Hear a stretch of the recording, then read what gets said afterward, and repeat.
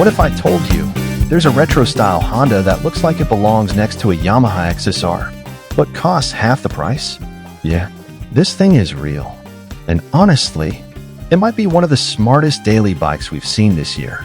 But before we get into the bike, quick context. This comes from Wuyang Honda, which is basically a joint venture between Honda and a Chinese manufacturer. So no, this isn't some random knockoff brand. This is officially backed by Honda, just built specifically for the Chinese market.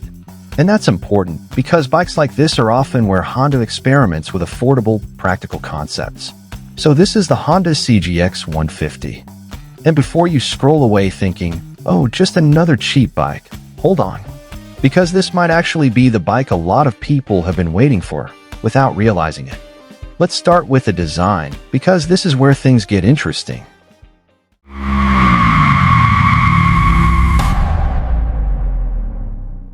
This bike screams classic Honda. Round headlight, teardrop tank, flat seat, super clean, super timeless. It honestly gives off strong Honda GB vibes, simple, classy, and not trying too hard. And that's the key. It doesn't look cheap. From a distance, you could easily mistake this for a much more expensive retro machine. Now, here's where it gets really smart. This isn't trying to be a sport bike. It's not trying to be a scooter either. This sits right in the middle, a lifestyle commuter.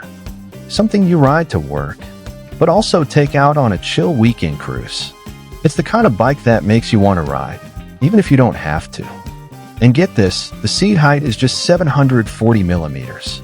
That's low, which means beginners, you're good.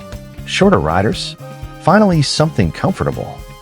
Daily commuting, super easy. This is one of those bikes where you just hop on and go.